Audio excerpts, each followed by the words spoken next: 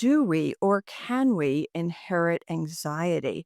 Sometimes it seems like anxiety definitely runs in families, but not everybody has it. And other times, somebody might have anxiety and no one else in the family has it. So, I'm going to talk today about where the state of research is with regard to whether anxiety is genetic and inherited.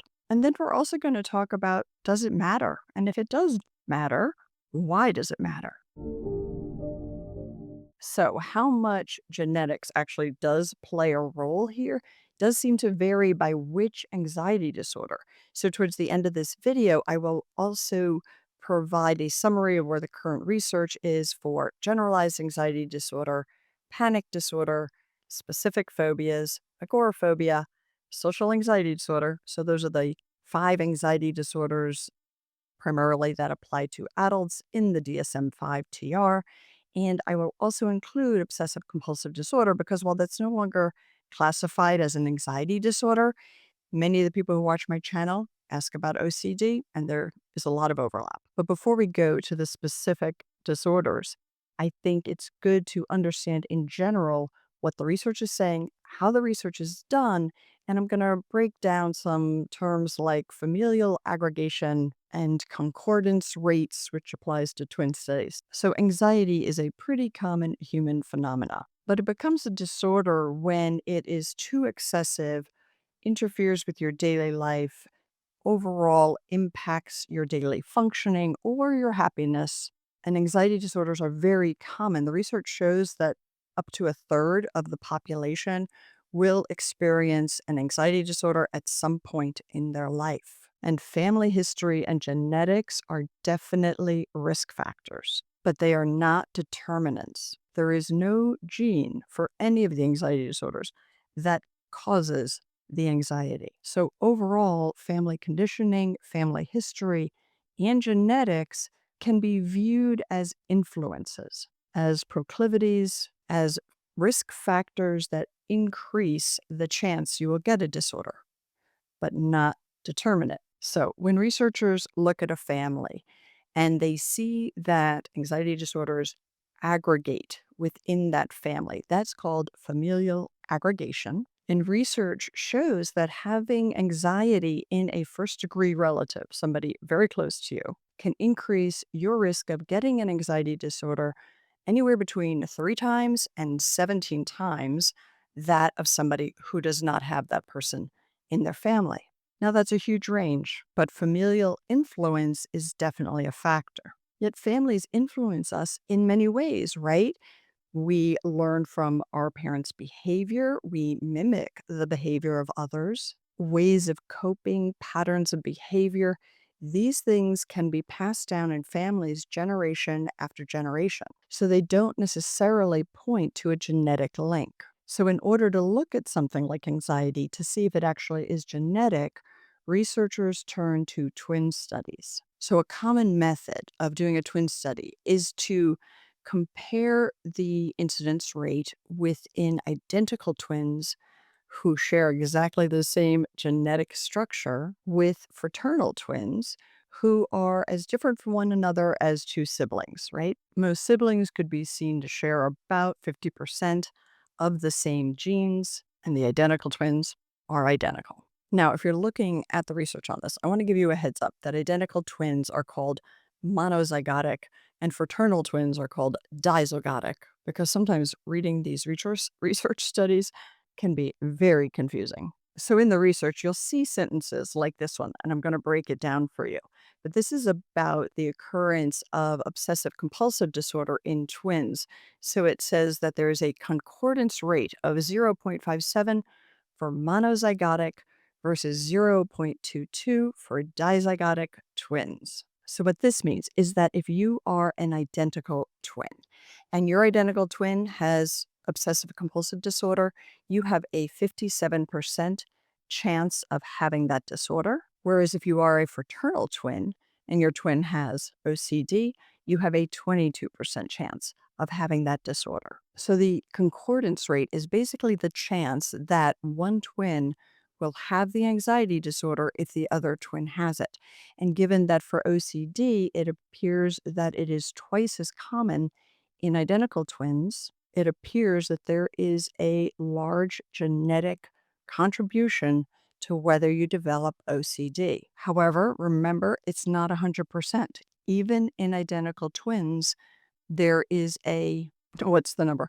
43% chance that the other twin does not have it. So, just to summarize, for most anxiety disorders, there does appear to be a genetic link, there does appear to be a family link, and then the other factors come in. The other factors being the environment, specific life experiences, and then there's something called epigenetics, which again, just breaking it down very simply, epigenetic means there is some kind of environmental factor, something in your environment or your life experience that triggers that gene. So epigenetics are now understood to play a huge role in whether a particular gene gets activated.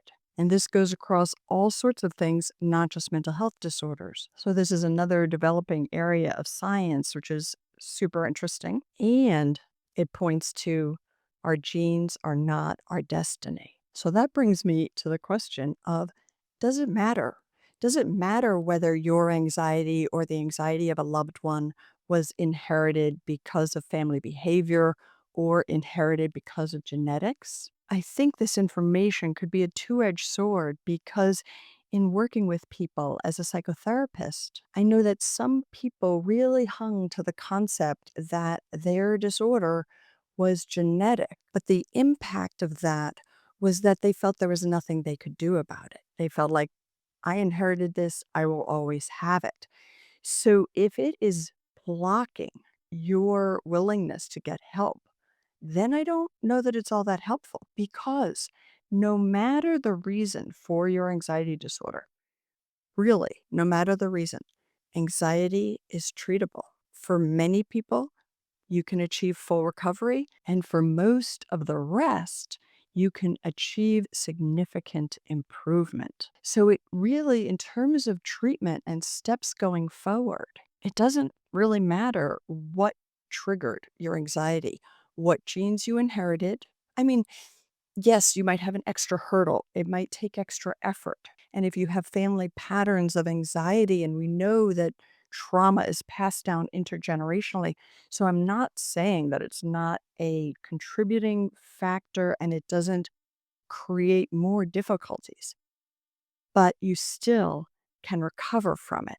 Let me know if that makes sense. Whether it was trauma or very high stress in your family for generations, there are tools and techniques to get better. Now, on the positive side, sometimes I think that for people, when they understand that they inherited this anxiety to a certain extent via genetics, family history, intergenerational trauma, it helps them not feel as defective. It helps them not feel so much like something wrong with me. And that I think is a positive, not to be self blaming because you have an anxiety disorder.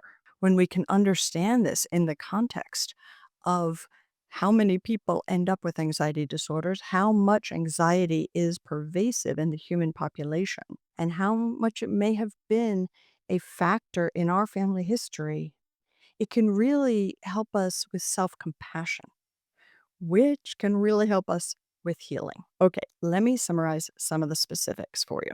If you have any questions on anything I've covered so far, do drop a note.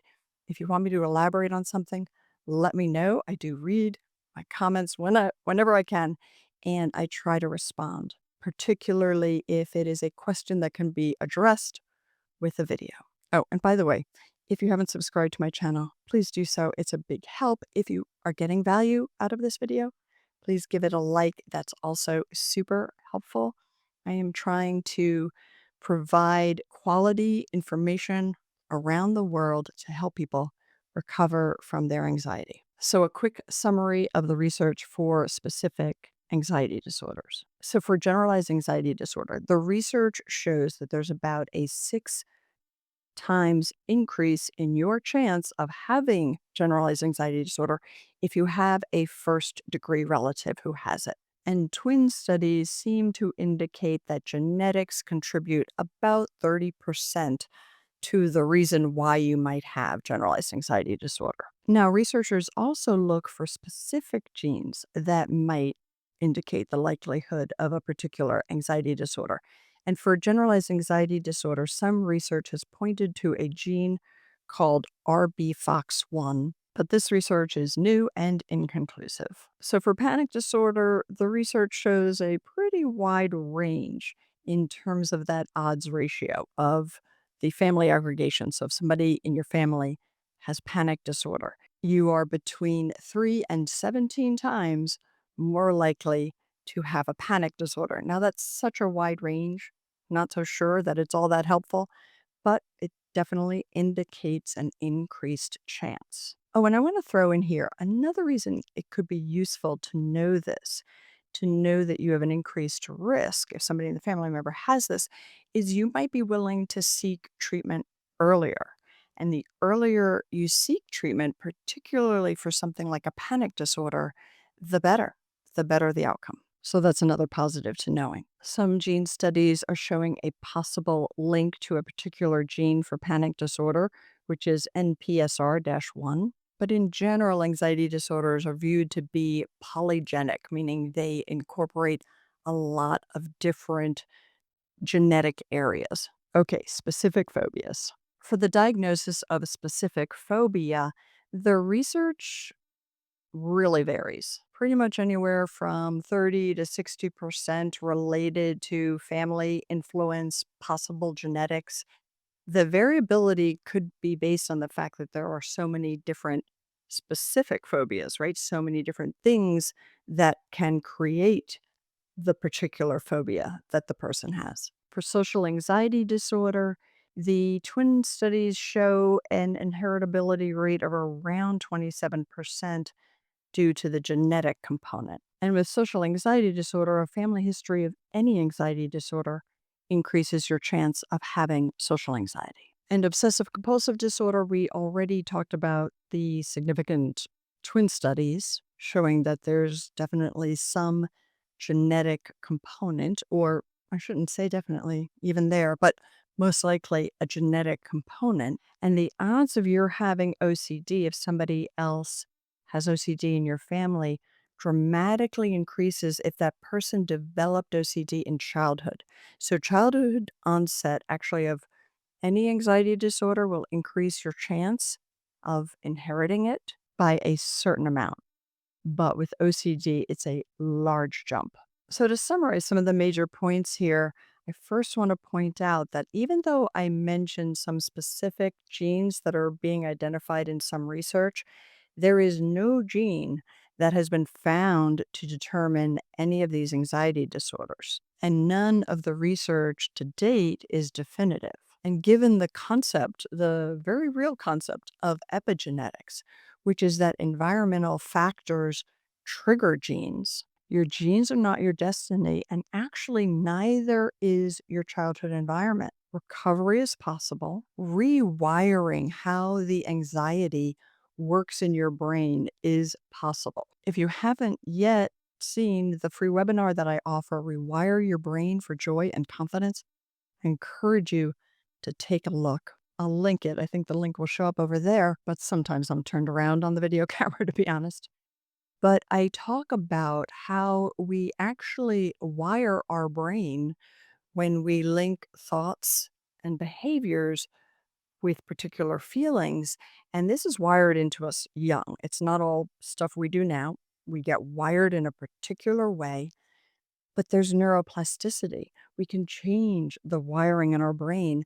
We can change what parts of the brain are being lit up and generating which chemicals. We can change our environments by changing behavior. And those things that have gotten so wired in, they feel like automatic grooves, can be rewired. So I encourage you, watch the webinar, reach out for help if you are struggling with anxiety, because it really is treatable. I really hope this was helpful. Love to know what you think. It's a little more technical than I often get. And I am going to follow this video up with one about, why do I have anxiety? Because that is a question I hear a lot. How come I have it, not my sibling? Is it genetic, or is it something I'm doing or why. So in that one, I will cover kind of all the reasons you might have anxiety. So subscribe if you're not subscribed. I will link some relevant videos you might be interested in here on the screen, and I hope you have a great week.